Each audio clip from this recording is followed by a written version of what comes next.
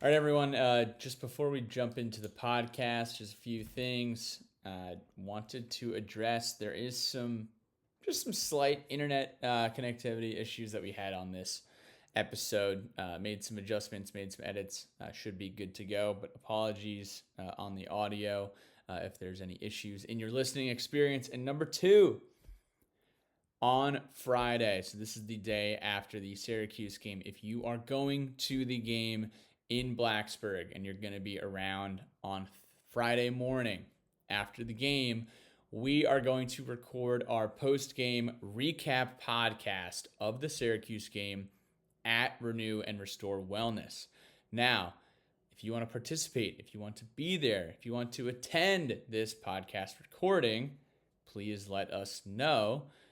If you want to sign up for any services at Renew and Restore Wellness on Friday, we will be opening it up to any guests who are at Renew and Restore for IV therapy, cryotherapy, red light therapy, compression therapy. We will be doing that with an audience. So if you want to get hooked up and if you want to sign up and take up one of the slots for our live audience, please hit us up. Either on Instagram at Sons of Sat VT, on Twitter, X at Sons of Sat VT, or shoot us an email, admin at sonsofsaturday.com, and we can fill you in on those details. Looking forward to it, and let's jump into this preview pod here. All right, everyone. It is Monday, October 23rd. We are well rested from the bye week. Pat Finn here in Basking Ridge, New Jersey, coming down to Blacksburg later in the week. Sam Jessee, where are you pressing record right now, my friend? I am in peanut country, Suffolk, Virginia, home of Planters Peanuts. But up the road, there's a better peanut spot, Whitley's Peanuts. Shout out Brett Smith and the good people at Whitley's Peanuts. Oh, we love our friends at Whitley's preferred peanut. But yeah, Suffolk, Virginia, the 757. There you go. Sam, I did not watch much football on Saturday. I will admit, having been at a wedding, in the wedding, actually, was very busy with that. Got to watch a little bit of, the phone. You bring up the phone broadcast. You see Penn State, Ohio State, a little bit of the Bama game. Actually, probably watched more football on Sunday than I did on Saturday. How about you? Do you enjoy the games this weekend? I watched as much as I could. I love bye weeks because you get to be like a neutral fan. So I watched as much as I could. Didn't watch as much Ohio State, Penn State. Was doing some yard work during that, but the evening slate was awesome. Sweating out Washington and Arizona State late at night. That was a hideous game, but there was a ton of good football. Utah USC was amazing. UVA's upset over UNC was, honestly, I don't think as shocking to me as it was to other people. But pretty nationally shocking, and just some great games all across the country. It was a really good week of college football. Yeah, could not agree more with you. And we're heading in. We actually get 2 Saturdays in a row of worry-free football, being that Tech kicks off on the Thursday night game here. A little Big East throwback, getting a Thursday night at home in Lane Stadium, hosting a former Big East foe in the Syracuse Orange. So, as we do, we'll kick things off with some Hokie haikus. Again, just 3 at the beginning, guys. But we love all the submissions, 3 at the beginning, and then the top 3 at the beginning, I should say, and then we jump into any additional ones at the letters from the lunch pail at the end. All right, so we have Mike Holmes. Fast start off of bye. Our playmakers make big plays. Hokies get the dub. John Cran. Keep the charge alive. Under the bright lights in Lane. Orange going down. John Cran, actually, we had a debate. How many syllables in the word orange? You might say orange. You might say orange with 2 claps. Sam Jessee, be the tiebreaker here. How many syllables in orange? Oh, I'm on mute. That was a Billy Ray mistake right there, man. Man. It's two. You have a vowel to start and then a consonant and then another vowel followed by another consonant. So you have to go orange, orange. You can't go orange. That's not the word. So it has to be, it's two. It's two. Orange is simply not the word. I could not agree more. Here's mine. Wake up, babe-ers. We have got a big one on Thurs. Let's all wear maroon.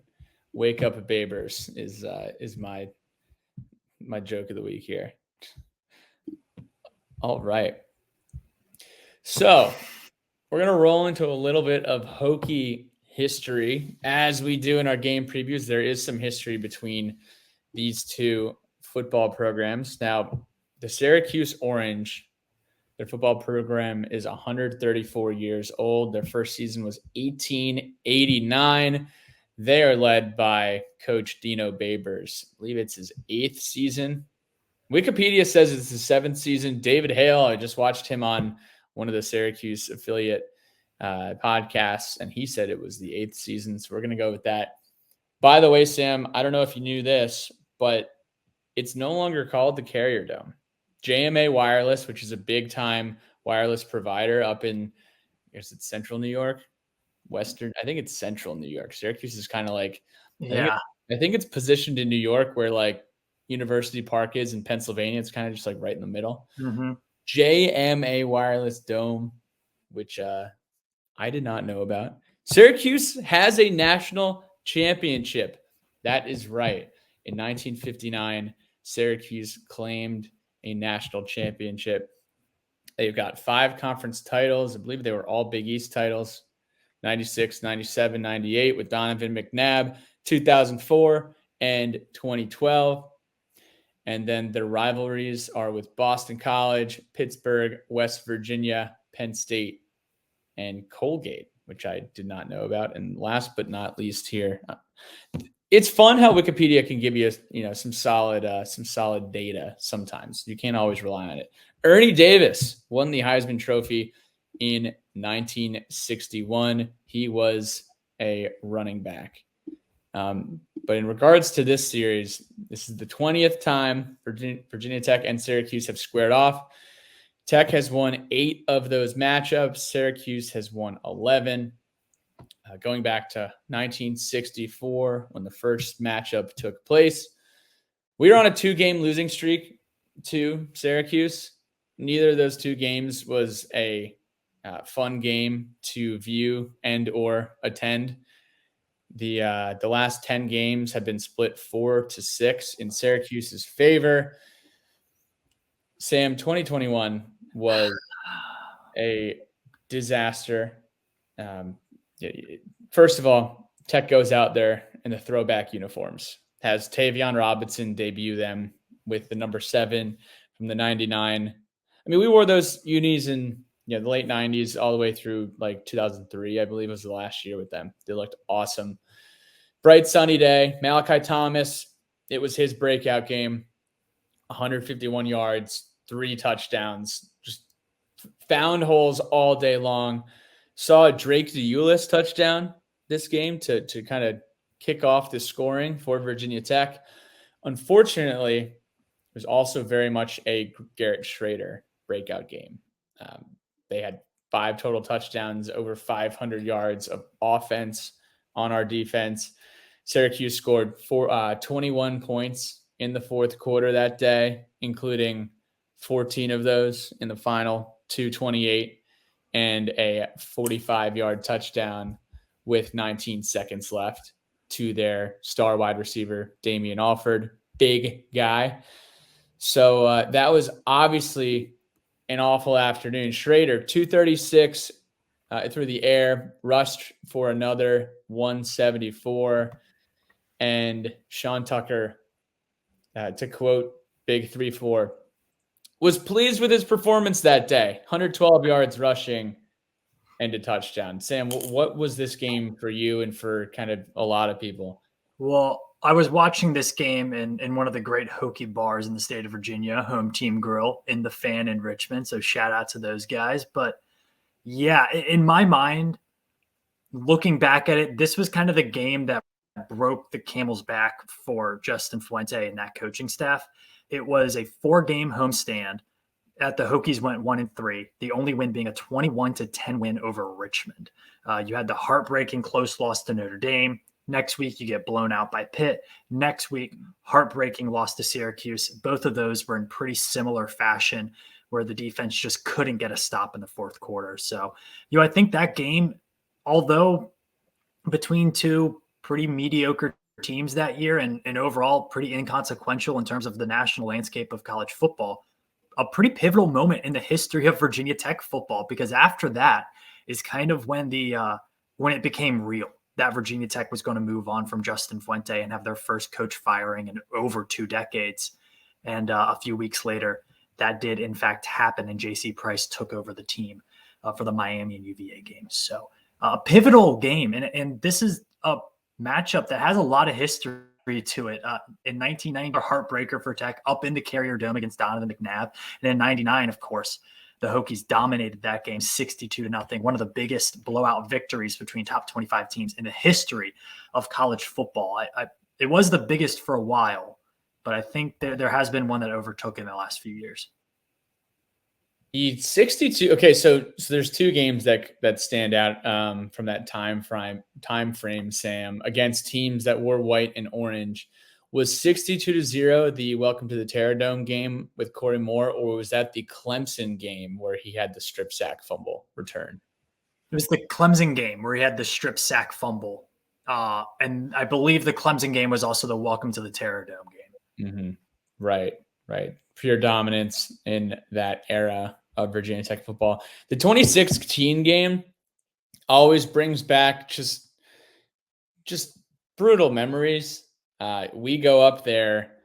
This 2016 team had shown some serious promise, where obviously we had lost in Bristol with all the turnovers, but we knew that this was a good football team. We rolled Boston College 49-0 during the White Effect. We crush East Carolina on homecoming 54-17. And then we go battle through Hurricane Matthew right after the bye and crush Carolina 34-3, Mitchell Trubisky. We're rolling. The guys are looking good. Back-to-back away games.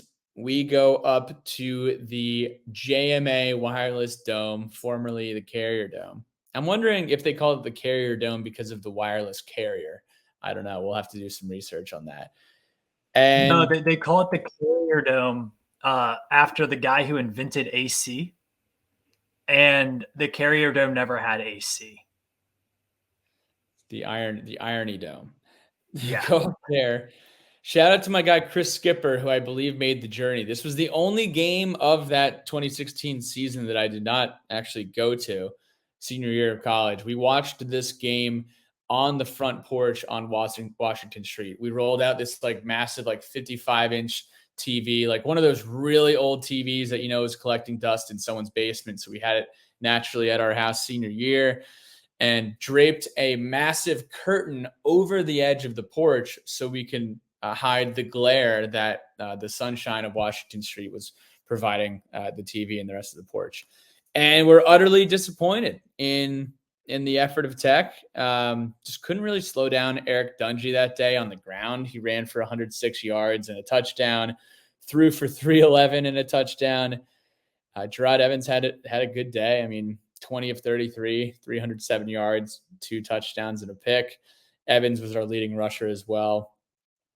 Cam Phillips had a solid day, but it just wasn't happening. Usually, your quarterback throws for 300 yards. You're probably scoring more than 3 times. And unfortunately, other than a field goal in the first half and, 2 late game touchdowns, it just wasn't happening for this team. But let's bury that. That was one of the, that was one of those weird games where Tech kind of dominated that game outside of when it came time to score points. It was all Virginia Tech, and then they just couldn't. For some reason, just couldn't get points on the scoreboard. That was a really unfortunate game for the Hokies. Unfortunate in terms of they should have won that game and just didn't bring. Dino Babers, what's his record? I mean, it's sub 500, right? 40-52 overall, and that includes a 10-win season.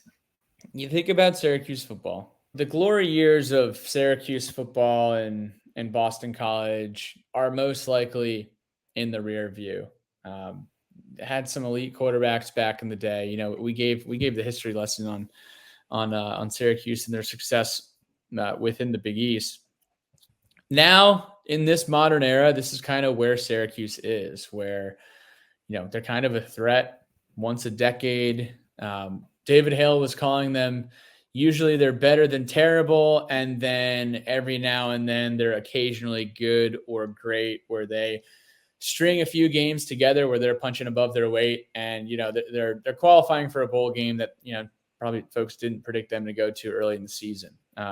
This year they are certainly depleted on defense compared to last year, where they lost 3 guys on their defense to transfer.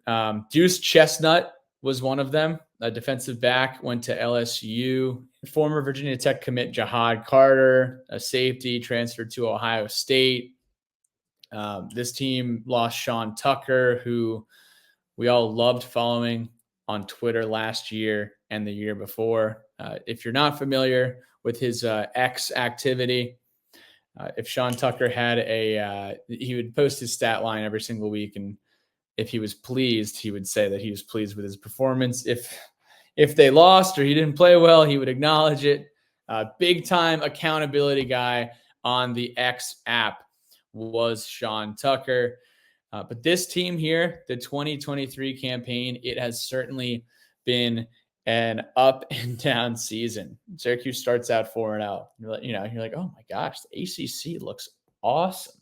Syracuse undefeated after 4. Louisville looks fantastic. Carolina is beating everyone. Oh my gosh, look at those Duke Blue Devils. And then, the wheels kind of fall off and the ACC becomes the ACC in true midseason form. And Syracuse is certainly a proponent of setting the example there. Their first 4, Colgate, 65-0 at home. Western Michigan, 48-7 at home. Purdue on the road. They go into West Lafayette and beat the doors off of Purdue, 35-20. Oh my gosh. Our common opponent. They're gonna beat us. They're looking great. Who's gonna stop Garrett Schrader? They come back home. They beat Army 29-16, and then things get a little challenging. They go down, they host Syracuse. Were competitive for a half, and then they hosted Clemson. Clemson, they were competitive for a half, and then Clemson ran away with it, 31-14. And then October happens. Go down to Carolina, get absolutely run out of the building, 40-7. And then the following week have to go to Doak Campbell, as we did as well. And Syracuse was blown away again, 41-3. So, I mean, they were in it for – this team really hasn't shown up since the first half of the last day of September, it would seem. But it's Thursday. It's post a bye week, and we will see what happens, Sam. I know we were looking up some bye week data last week. Hey, what is Virginia Tech's record off of a bye? And the stat machine on the site that I typically rely on for some solid statistics, it's called teamrankings.com. They provided me with some false data on Virginia Tech coming off of buys. And I think they incorporated like every single time we came off of a week that we team rankings, big boo. Yeah, not huge on it. So bottom line, Virginia Tech off of a bye or while having more than a week to prepare for a game, the summary is generally not good. I think we have not won off of a bye since 2020. Syracuse since 2016. The statistics said that they were 4-8 in such scenarios as well, which does seem par for the course for the Orange. Now, let's dig in a little bit here to the offense, where we're gonna do some cherry picking. It's a short week. Don't have as much time to prepare, but got to get some content out for you guys, and want to give a massive hat tip to our friend Rob Trimber, because we're definitely going to pull some lines from his offensive preview article. So thank you, Rob. But this team, generally speaking, passing yards, 232 a game. That's tied for 64th in the country. They run for 167 yards a game, which is good for 53rd. They score 28.6 points per game, which is 70th, and heavily skewed towards those Western Michigan and Colgate victories where they combined for over 100 points, or just about. And they're giving up 22.1 points per game. I don't want to, every school plays cupcakes at some point in a season, right? But a lot of these numbers for Syracuse, you have to take into account, like, Colgate's a bad football team at every level of football, right? They're not just a bad in terms of FBS football, like they're a bad FCS team too. And then Western Michigan has been pretty bad this year as well. So I don't want to take anything away from them because they took care of business and you play the teams on your schedule, but a lot of their numbers are skewed because of those two games. I mean, when you win, it's going to skew some numbers in your favor when you do that against the competition that they did. So I think this Syracuse team, if you look at their games without Colgate and Western Michigan, they're a lot closer to Virginia Tech in terms of offense and defense when you adjust for opponent for the games past those two to start the season. So take it with a grain of salt, I would say. Yeah, and kind of getting into the offense a little bit. They pretty much are always putting 3 wide receivers out there in every single formation. Run game is predicated mostly within zone schemes. They do a little bit of RPO, but whether it's Garrett Schrader or Carlos Del Rio Wilson, who actually came in to the Florida State game in the fourth quarter, Garrett Schrader was pulled out of the game. They pretty much do all the exact same thing. So they got 2 mobile guys, and this is very much a team that is going to revert around the run game. Sam, I know you have a few PFF, knowledge stat bombs queued up here. Yeah, well, we'll call this one the Brennan Armstrong effect, or the Brennan Armstrong phenomenon, excuse me. Sometimes quarterbacks just have one magical year where everything falls into place. And for Schrader, it seems like 2022 was that year. His first year of playing a significant amount of time at quarterback at Syracuse was 2021, 3.9 overall. So that's pretty average, right? 2022, he grades out an 86.1. That's borderline elite. That's like one of the top QBs in the country. And now this year, he's back down to 73.1. So what does it look like for Garrett Schrader? Well, he's probably somewhere in the middle of that. I would say he's a good, not great quarterback. But it does seem like he has come back down to earth, and teams have kind of figured out this Syracuse offense as a whole. Like you said, they don't get crazy with formations. Their scheme is relatively simple. They just are a little bit better at it. I would say they're a little bit more advanced than Wake Forest is, where Wake Forest runs a lot of the same action over and over again. But they're nowhere near what Florida State can do in terms of pulling offensive linemen and motions and things like that. I think their running game is just really based on quarterback scrambling, and that read option is kind of where they're bread and butter. It doesn't seem like Syracuse is too scary on offense, and Schrader's a pretty average quarterback. Yeah, Schrader on the year, 111 completions from 179 attempts at 1,371 yards. He's completing 62% of his passes, long of 86, 8 touchdowns, 5 picks. And then him on the ground, 78 carries, 358 yards. So, I mean, he's a big dude. You know, he's going to do what he did in 2021. You have to keep contain on Garrett Schrader. Otherwise, he's going to beat you like he did late in the game in 21 when we could not get a stop, averaging 4.6 yards per carry. And he's run for 6 touchdowns. Now, if we see Carlos Del Rio Wilson on Saturday, 19 of 34, 245 yards, 55% of his passes are completed, 3 touchdowns, 2 picks, knowing that, played in mop-up time in those 2 early blowouts, and then played sparingly last week in Doak Campbell when the game was very much out of reach. But Del Rio Wilson, 9 carries, 38 yards, 4.2 yards per carry. Not too much to write home about on the stat sheet for him. But, really just need to prepare to face a running quarterback and a strong rushing attack with LaQuint Allen, who is Syracuse's workhorse back. If we're making a comp just based on, what we're describing him as, he's a Bashal Tutin-like guy. They give it to him all the time, but they also know that Allen's going to be really dangerous in the passing game. So he's got over 500 yards on the season on 106 carries, 4.8 yards per carry, 7 scores, 23 receptions, 157 yards, and 6.8 yards per catch, 1 touchdown in the receiving game.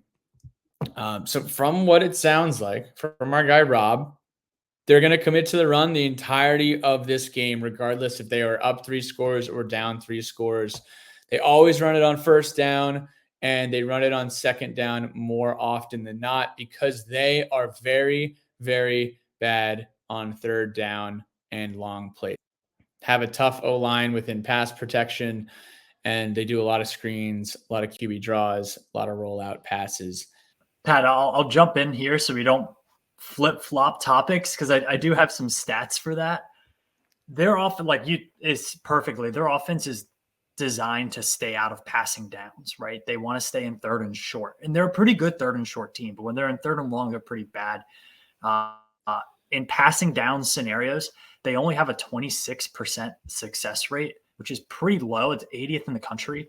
And for Virginia Tech, they're only giving up a 25% success rate on passing downs. So it seems like if Virginia Tech can get Syracuse into third down and long, you feel really good about the Hokie scenario. And that's something they've been really good at against Florida State, against Wake Forest, and against Pittsburgh. So we'll get into that with keys to the game, but 26% success rate on passing downs is, and that's over the without Western Michigan and Colgate. But yeah, this isn't a great passing offense from the pocket.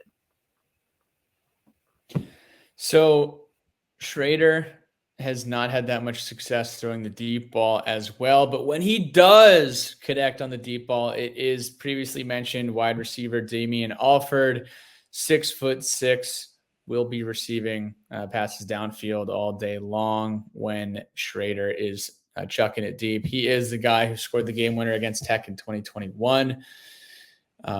Between LaQuint Allen, Damian Alford, those are kind of the 2 guys. So defensively for Syracuse, not much that really catches the eye or stands out. Their leading tackler is a defensive back. Now, we talk about this all the time. Justin Barron, who's one of their safeties, has 56 tackles on the year, which means that they're probably not great at filling those gaps and containing the running game. Marlowe Wax is the second leading tackler. He is a linebacker. He has 53 tackles on the year as well. As far as guys on the D line and in the second level who will be making an impact in the backfield, Leon Lowry, a linebacker, has 3.5 sacks. Kevon Darton has 3, and then 4 or 5 guys have 2 and 1.5 sacks. So not necessarily a team that is going to be in the backfield all day. They have 20 sacks on the year this year. Moving back towards the secondary, Syracuse has 6 picks on the year. 2 of them went back for pick 6s. And then the Orange have also forced 12 fumbles and recovered 6 of them. So ball's been a little greased up against the Cuse. Ball security from Virginia Tech this year has been one of the strong suits of the offense. So don't jinx it, Pat. Don't jinx it. Knock on some wood here. Let's continue to take care of the football. Sam, I know you had a few notes. Yeah, so we talked about how offensively they really want to stay on script for third downs. Defensively, they're kind of the same. They are giving up 44% conversions on third downs this year, almost 44.5%. That's 108th in the country. That's not very good. So it seems like if Virginia Tech can get their offense into third and longs, and then defensively, if they can stop the third and long, it's like you feel pretty good. And for this Virginia Tech offense, they're not the most explosive passing team. They're not a very efficient passing team. But Syracuse has given up some plays on third and long this year, and they have struggled in short yardage situations as well. So this might be a game where we see the Hokies kind of sustain a little bit more on the drives, maybe able to get some of those short yardage situations that they've struggled with, because as compared to Pittsburgh and Florida State and Purdue and Marshall too, this is a Syracuse team that struggles situationally on defense, and I think the Hokies might be able to take advantage of that. Cannot agree more. This is a Tech team that has been struggling on third down. I say it every podcast. We've been doing well on fourth down in short yardage situations, but we've had some tough third down conversion percentages over the course of the year. This could be an opportunity to actually take advantage and kind of take the top off of those situations here. As we move over to the special teams, Brady Denneberg is the kicker for Syracuse, 24 of 25 from his extra point. So he has missed an extra point here this season. 7 of 10 kicking field goals, has missed 1 from 30 to 39, missed 1 from 40 to 49, and missed a 50+. So it's not like he's a massive liability. But you get him in that 35+ range, probably only making 1 out of every 2. And then in regards to punting, kicking, nothing really meets the eye that's worth talking about here, but we will talk about the keys to the game. Sam, I will give it to you first. What are your keys to the game here versus the Orange on Thursday? Well, I got a couple. First off, longtime Hokie fans like you and I, Pat, know that the thorn in the side of Bud Foster defenses and the Brent Pry defense a little bit has been running quarterbacks. This is the first true running quarterback that the Hokies will play this season that they know of before game, because no one knew the kid from ODU had wheels on him. So I think this will be a test of Brent Pry and Chris Marv's ability to prepare a defense for a running quarterback, a very traditional running quarterback. But I also think in terms of keys to the game, you're playing at home, it's at night.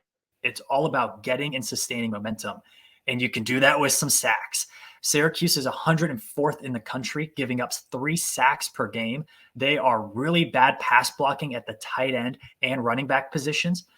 So I think the Virginia Tech might have some ability to blitz and get home on those blitzes, especially on third downs. So Hokie fans, need you to be loud, make a difference in this game. It really could be the difference between winning and losing are those third down plays. Something else I wanted to bring up that I didn't. Syracuse is without one of their star players, Arando Gadsden II. He's out for the season. He had almost 900 yards receiving in 2022 and 6 touchdowns. He's an NFL caliber tight end. He was a big part of their offense that they're missing. So this is an offense that has been really hobbled over the past few weeks. He's out for the season.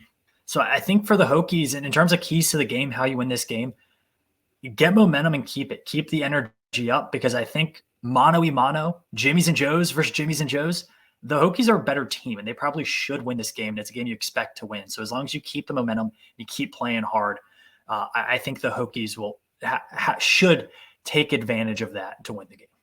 At the end of the day, we just need to play our game, run the football, establish a nice tempo in the passing game. I mean, really, the keys to the game are do what we did against Wake Forest, where we completely shut them down in the running game. Kyron Drones was a factor in every aspect of the offense. And clean up special teams. I know that we had an incredible special teams play last time we were in Lane Stadium together with the Cole Nelson first down off the fake punt. But other than that, there are some areas of special teams that do need to be cleaned up. You can't give up points on special teams, like a kick return or a punt return. Clean that up. But ultimately, like get that momentum earlier, as you were saying, this is an opportunity where Lane Stadium is going to be absolutely juiced up. Everyone in that building is going to know what this game means for us as far as momentum going into a long time to prepare for Louisville the following week. But we need to take care of business and protect our house. So, keep contained and just play our game. Don't turn it over. Take advantage of those third down opportunities and keep this thing rolling. So, speaking of rolling, we got to roll into these lines. A couple over-unders were submitted by Grant Watson as well. Virginia Tech is a 2.5. Some books, other books, 3-point favorite here this week. Sam, did you see anything for what the over-under is on this game? Because I was not able to find it on my my local guy. Let's see if we have any movement. Virginia Tech -3 is about where I would expect it to come in. The over-under is at 47. That's also pretty on par with what you would expect. So, yeah, I think there's nothing special about the line for this game. I think Virginia Tech should be favored in this game playing in home. What is kind of curious is that line of 47. The Hokies have scored 30 plus in each of their last 2 home games. And then they scored, they were able to put up some points at Florida State, at least more than Syracuse did. So, I think that's one where Virginia Tech feels like they can maybe get some points on the board here. 47 isn't a small, it isn't a low game total by any means, but I think it could go over, but we'll get into that in a little bit. Grant Watson's over-unders here. Garrett Schrader rushing yards, 49.5. Until I see Garrett Schrader not able to do that in Lane Stadium, I'm probably going to take the over there. I mean, he kind of has to go over. They don't have many more weapons on offense. Like, they don't have skilled position guys that they can just, get the ball to on a consistent basis. They only have really one running back that they trust with volume. So I think Schrader he's probably going to carry the ball 20 times.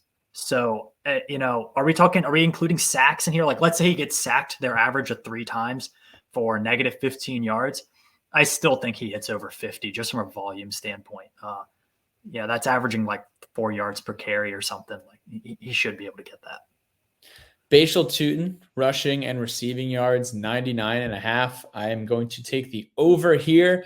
Tutin definitely seemed a little banged up last week. I know he had an awesome touchdown, but getting this opportunity to have a bye, let his body recover after that massive hit at Florida State and just the wear and tear of the season, getting through that, I expect to get a big game from BT. So I will take the over here. And then total points scored for Virginia Tech. Grant has us at 28.5. So I guess this is at score prediction time almost, right? Yeah. I think the Hokies go over. And then talking about the Bashal Tutin stuff as well, I think he goes over, and that's part of the reason why. Syracuse is 87th in expected points added per rush defense in the country. That's not very good. And that's not opponent adjusted. So that includes Western Michigan and Colgate and Army and all those guys. I just think this is one where the Hokies match up really well. Like, there's nothing about this Syracuse team that really scares you. They're not very good on the offensive and defensive lines. And that's also kind of where Tech isn't very good. So, you're not worried about losing the line of scrimmage battle horribly like you were in some other matchups. And then I think they'll be able to one-on-one lock down Syracuse's wide receivers in man coverage, just like they did against Wake Forest, which will allow them to focus more on the run. And then Kyron Drones, he's been productive the last 3 games, very, very productive. And I think in this matchup, Tech can easily score 30 plus again, which is crazy to say after they did score 30 plus at all last year. So what is your score prediction here, Sam? It is score prediction time going into a big-time Thursday night game, defending our home turf in Lane Stadium. I am going to go 34-17 Hokies. I think they will have moments defensively. where they get gashed, and that's how Syracuse gets to 17 points. But I don't see a lot of 3-and-outs for this Hokies team against the Syracuse defense. Syracuse has allowed over 1,600 yards of offense in their last 3 games. And Virginia Tech is not a elite offense or very good offense, to be honest with you, but they should be able to score 30 plus against this defense if things are clicking. I don't think Syracuse is a better defense than Pittsburgh. I don't think they're that much better than, quite frankly, Old Dominion. So I think the Hokies win comfortably at home on a Thursday night. Similar, which is scary to say. Yeah, similar prediction for me here. I have 31-13 Virginia Tech, just establishing, winning the time of possession, and knowing that Syracuse is pretty one-dimensional as well, will put us in a good position here. Another good game from Kyron Drones and his receivers. I want to see something from Daquan Felton. I think we've kind of seen the Jalen Lane show the last few weeks. I would love to see a breakout game from Daquan Felton. Would love to see Stephen Gosnell get in the end zone here this week. But fired up. 31-13 Virginia Tech. We'll jump in and finish up with letters from the lunch pail. Rich Luttenberger.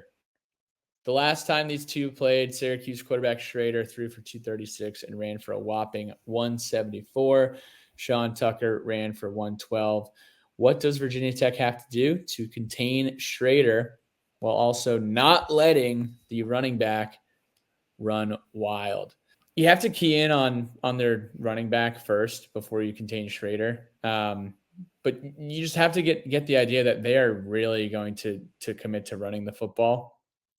So, make sure your first priority is stopping LaQuint Allen, and then have a spy on Garrett Schrader as well. But I think you leave your guys on islands and trust your defensive backs that have been playing fantastic all year. I mean, we have a 8th ranked passing defense statistically from a total yardage perspective this year. I don't anticipate that number to drop anytime soon, just with the upcoming quarterbacks that we're playing over the next few weeks. But you got to focus in on the running back first. Get off those blocks, but also have a spy on Garrett. Any other thoughts there, Sam? Do your job. Don't do another player's job.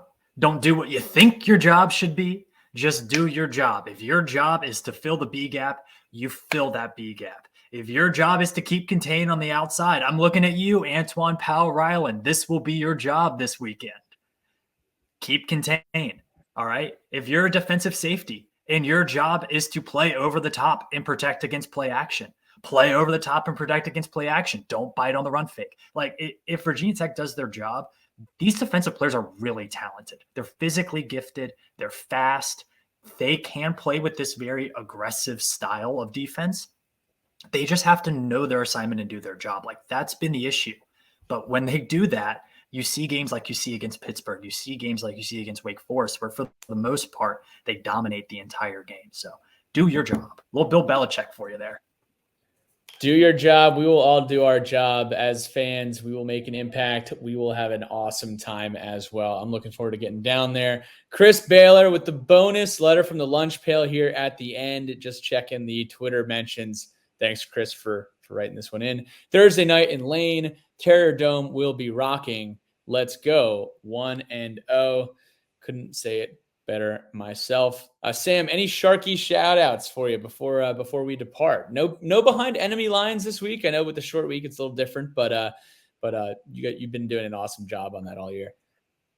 Oh, thank you. Yeah, we're not going to do it this week with the Thursday game, but we will be back as we go on. Got some Louisville stuff lined up. So looking to have some cool stuff there. If you know anything cool about Syracuse, feel free to tweet it at me at Sam of Saturday. I love learning new quirky college football traditions and history and all that stuff. Syracuse is one of the most underrated in terms of history of any college football program in the country. You look at guys like in the 90s, you have Dwight Freeney, Donovan McNabb. Way back when, one of the greatest players of all time, Jim Brown, was there as well. So They have some history at Syracuse for some great football players. So if you have anything, hit me up on Twitter at Sam Saturday. Yeah, in regards to that, I will be finding the YouTube clip of the Hokie Bird taking the big straw and sucking the life out of the Otto the Orange mascot, an absolute classic mascot. Both Pat, Otto and the Hokie. I have one final question for you, and you can thank Billy Ray for this because Billy Ray's been talking hate week all day on Twitter.com. This is one of those where like old VT fans, or at least fans the Big East days, Syracuse was a hated team. Like Syracuse ruined Virginia Tech seasons in the Big East, just like Pittsburgh did. Do you feel some vitriol for this game from those Big East days? Because I think this is one of those teams that like I really want to beat Syracuse. I love that. First of all, it is funny because the last two times we played this program, they have definitely upended something that we thought we had going on. Not that 2021 was anything special, but we had a solid team that couldn't win games in the fourth quarter. I mean, you look at 2021, you look at the West Virginia game, you look at the Notre Dame game, you look at the Syracuse game. If those games probably go the other way, which they very well could have and should have in other universes, then we're a 9-win football team. But do I have that vitriol for Syracuse? I mean, this was definitely a game that, growing up, we have some family in upstate New York, central New York, whatever you want to call it, that big time Syracuse family. And there would always be trash talk, very similar to the way that we have family that would all went to Pittsburgh. And there was always going to be trash talk back and forth. The fact that they played in the Atlantic Division, the last 8-9 years definitely kind of took a little wind out of the sails of, an old rivalry here. I was a little too young, during those early games as well. The College Classic, 1998, you play like NCAA football. I think it was 2006. You go into College Classics mode.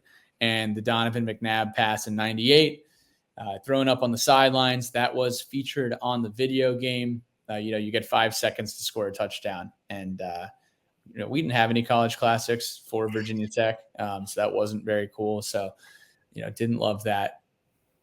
The long answer to a short question, Sam, is not really. I think I hate Pitt more, but I do. How about this? I appreciate the game. I appreciate the fans that show up. I also think that they have so many of these random basketball fans that aren't football fans that just make their fan base a little different. But I definitely don't look at this game and kind of, think that there's not much value to it as I would like a Wake Forest, for example. Yeah, I think I feel the same way. I think the Atlantic Division thing kind of threw it off, but it's one of those teams that is a fun one to beat because the history of the matchup. So I just had to throw that in there with some discourse that was on X.com today. It should be a fun game. I think it's a big one for the Hokies in terms of the outlook of the second half of the season. This is one that you really, really want to win. Thursday night in Lane Stadium. Yeah, this is one you really want to win. Yeah, this is one that, you're rebuilding a program. This is a game you got to win. I'm sure they'll it depends if the recruits have a bye week this week. I don't know if any recruits are going to be in the house if they have a game on Friday. But this is a massive game for Tech. You got to win at home. It's the best way to win over a fan base, for a new coaching regime. But that's a podcast. He's Sam of Saturday. I am Pat Finn. We appreciate you guys tuning in. Looking forward to seeing you in town on Thursday. And hey, sprinkle a little bit of units, maybe a half unit on Tech to make the ACC championship. Who knows? Who knows? It's mathematically possible, Pat. Until we are mathematically disqualified, we will be injecting all of the hopium. Maybe they have some of that at Renew and Restore Wellness, but that's it for now. We'll catch you guys on the post game pod, and let's get the dub. Sam, we'll see you later, man. All right, go Hokies.